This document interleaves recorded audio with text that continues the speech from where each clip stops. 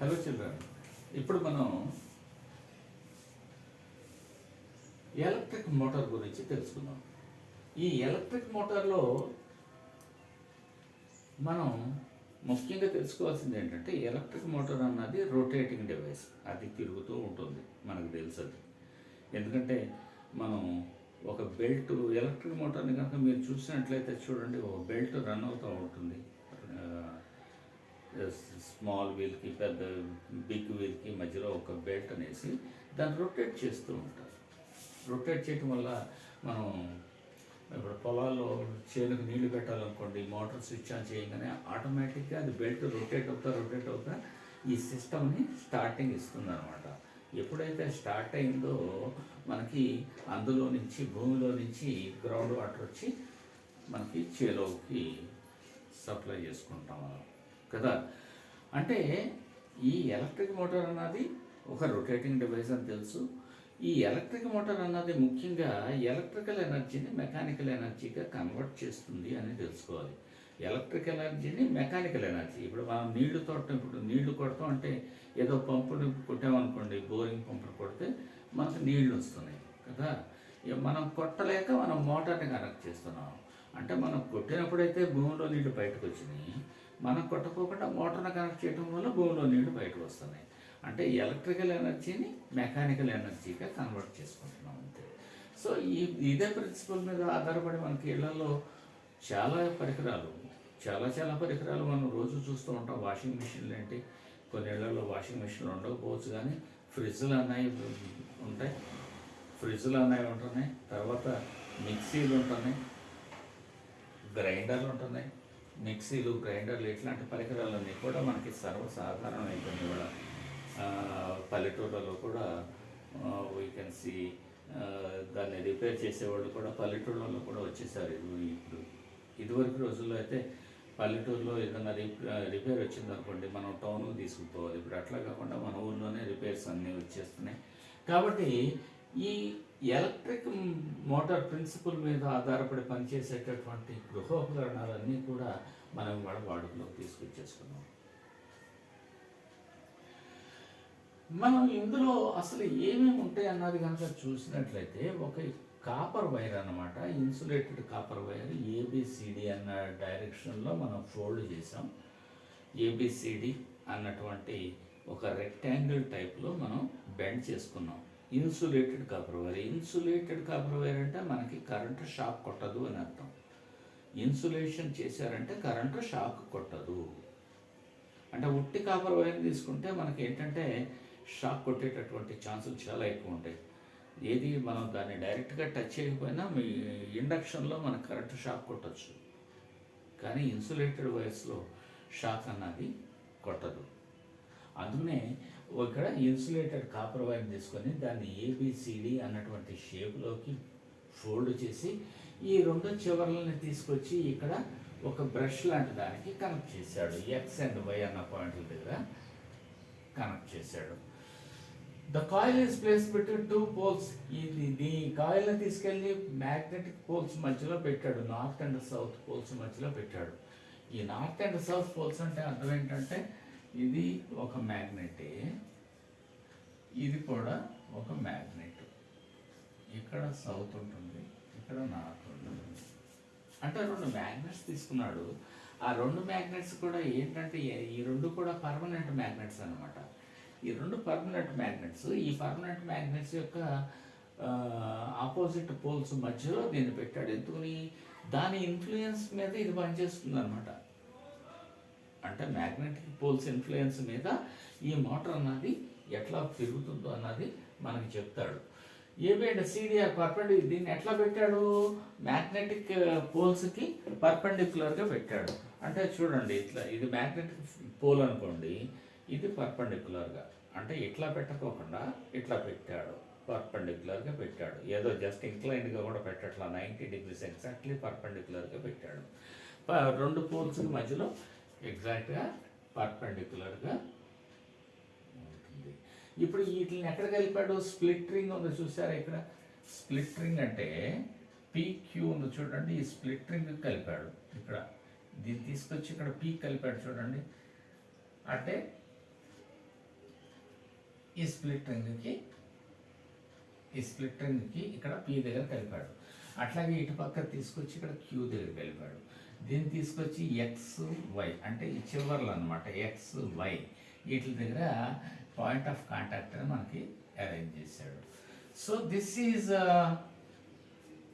Connected to A battery. The direction of flow of current, మనకి ఏ డైరెక్షన్లో current flow అవుతుందో అన్నది కూడా మనకి ఇక్కడ మెన్షన్ చేయడం జరిగింది. ఓకే, అండ్ కరెంట్ ఇన్ ఏబిసిడిలో కరెంటు మనకి ఎక్కడి నుంచి వస్తుంది? బ్యాటరీ నుంచి వచ్చిన కరెంటు మనకి ఎక్స్ దగ్గరకు వచ్చి, చూడండి ఇక్కడ బ్యాటరీ నుంచి కరెంట్ వచ్చి ఎక్స్ దగ్గరకు వచ్చింది. ఇక్కడికి ఎక్స్ దగ్గరకు వచ్చి ఎక్స్ నుంచి ఈ లూప్లోకి ఎంటర్ అయింది. ఏ లూప్లోకి? ఏబిసిడి అన్న లూప్లోకి ఎంటర్ అయింది. ఏబిసిడిలోకి ఎంటర్ అయినప్పుడు ఎటు వెళ్ళింది? ఏ నుంచి బికి ఏమన్నా కానీ అప్వర్డ్ డైరెక్షన్లో వెళ్ళింది.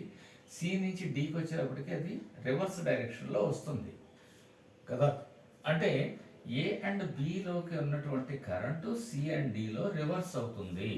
అంటే ఏంటంటే ఏబిలోకి వెళ్ళిన కరెంటు మనకి సిడిలోకి రావాలంటే ఇది ఇట్లా వెళ్ళాలి.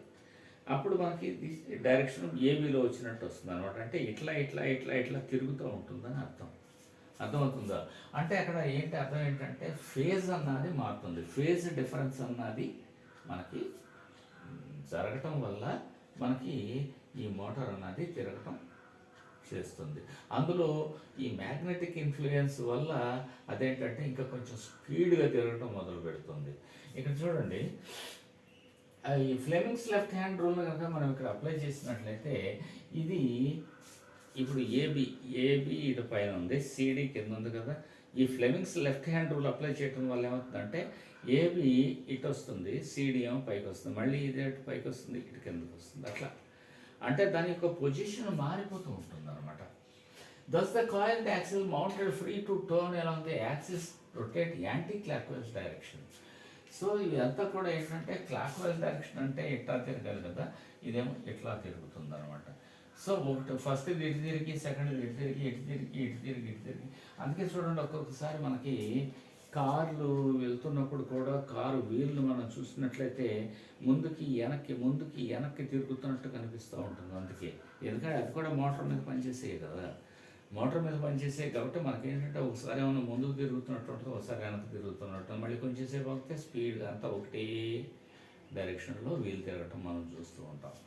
So like that half turn అయ్యేటప్పటికి ఈ క్యూ అన్నది మళ్ళీ ఎక్స్ కాంటాక్ట్లోకి వస్తే పి అన్నది వై కాంటాక్ట్లోకి వస్తుంది. అంటే ఈ ఏబి ఈ పైన ఉన్నటువంటి, ఇప్పుడు మనం చూడండి ఇండెక్స్ ఫింగర్ అన్నాం కదా, ఇప్పుడు పైన ఉన్న ఇండెక్స్ ఫింగర్ కిందకు వచ్చేస్తుంది. ఇప్పుడు మళ్ళీ లిటిల్ ఫింగర్ మళ్ళీ కిందకు వచ్చి ఈ ఇండెక్స్ ఫింగర్ పైకి వస్తుంది.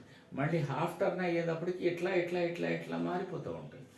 సో అట్లా మనకి ఏంటంటే ఆ యాక్సిల్ మూమెంట్ అన్నది మనకి ఆ రకంగా తిరిగి స్టెబిలైజ్ అయిపోతుంది. ఈ డివైస్ ఇది ఇక్కడ మనకి ఇట్లా ఎందుకు జరుగుతుంది? కరెంట్ని రివర్స్ చేస్తుంది అనమాట. Reversal of current. ఈ రివర్సల్ ఆఫ్ కరెంట్ అన్నది ఏ పార్ట్ వల్ల జరుగుతుందంటే దాన్నే కమ్యూటేటర్ అంటారు. Reversal of the direction of flow of current is called commutator. A device that reverses the direction of flow of current is called as commutator. ఈ electric మోటార్స్లో ఏంటంటే split ring ఉంది చూసారా, ఇది స్ప్లిట్ రింగ్. ఈ split రింగ్నే మనం commutator అని చెప్తారు. ఈ ఎలక్ట్రిక్ మోటార్స్లో స్ప్లిట్ రింగ్నే కమ్యూటేటర్ అని చెప్తారు. స్ప్లిట్ రింగ్ ఈ ఎలక్ట్రిక్ మోటార్లో మనం ఇక్కడ ప్రజెంట్ చేసిన ఎలక్ట్రిక్ మోటార్లో స్ప్లిట్ రింగే కమ్యూటేటర్గా మనకి చెప్పబడింది. The reversal of current also reverse the direction. ఎప్పుడైతే ఒకసారి కరెంట్ డైరెక్షన్ రివర్స్ అవుతుందో ఇటు వెళ్ళాలా అన్నది ఆటోమేటిక్గా అదే జరిగిపోతూ ఉంటుంది. దీని మీద ఇట్లా జరుగుతున్నప్పుడు సడన్గా దాని మీద మ్యాగ్నెటిక్ ఫీల్డ్ పనిచేసి దాన్ని ఏం చేస్తుందంటే డైరెక్షన్ మార్చేస్తుంది. ఒకే డైరెక్షన్లోకి తీసుకొస్తుంది అనమాట మ్యాగ్నెటిక్ ఫీల్డ్. అందుకే ఇక్కడ మనం ఏంటంటే మ్యాగ్నెటిక్ పోల్స్ మధ్యలో ఈ కాయిల్ యొక్క యాక్సిల్ని అంతా కూడా మనం పెట్టడం జరిగింది. అట్లా గిర గిర గిర ఇట్లా ఇట్లా ఇట్లా ఇట్లా ఇట్లా తిరుగుతా సడన్గా స్పీడ్ అందుకుని ఒకే డైరెక్షన్లో తిరగటం మొదలు పెడుతుంది. So thus the axle and the coil move half a turn more in the same direction in commercial motors. ఈ కమర్షియల్ ఇప్పుడు మనం బిగినింగ్లో ఏం చెప్పాము, ఇక్కడ మనం చెప్పింది ఏంటంటే పర్మనెంట్ మ్యాగ్నెట్ పెట్టాము అని చెప్పాం. కానీ కమర్షియల్ మోటార్స్లో పర్మనెంట్ మ్యాగ్నెట్స్ పెడతాం అంత ఈజీ కాదు, ఎందుకంటే అన్ని పర్మనెంట్ మ్యాగ్నెట్స్ మనం చేయలేం. అందుకే ఏంటంటే ఎలక్ట్రోమ్యాగ్నెట్స్ మాత్రమే పెడతారు.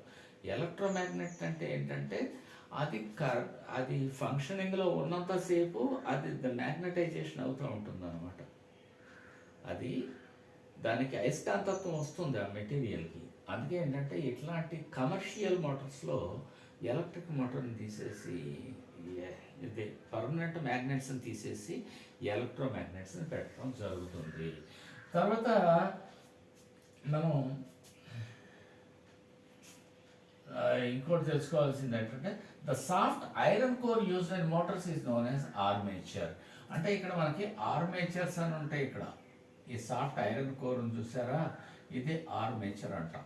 ఈ ఆర్మేచరు ఏం చేస్తుంది, వీటిని enhances the power of the current motor. అది మోటార్ యొక్క పవర్ని ఎన్హాన్స్ చేస్తుంది, అంటే పెంచుకుంటూ పోతూ ఉంటుంది పవర్. అందుకే చూడండి మనకి దాని మీద స్పెసిఫికేషన్స్ కూడా ఇస్తాడు మోటార్స్ మీద, కిలోవాట్ అవర్స్ 10 కిలోవాట్ అవర్స్ అట్లా. అంటే దాని యొక్క సామర్థ్యాన్ని పెంచుతుంది అనమాట.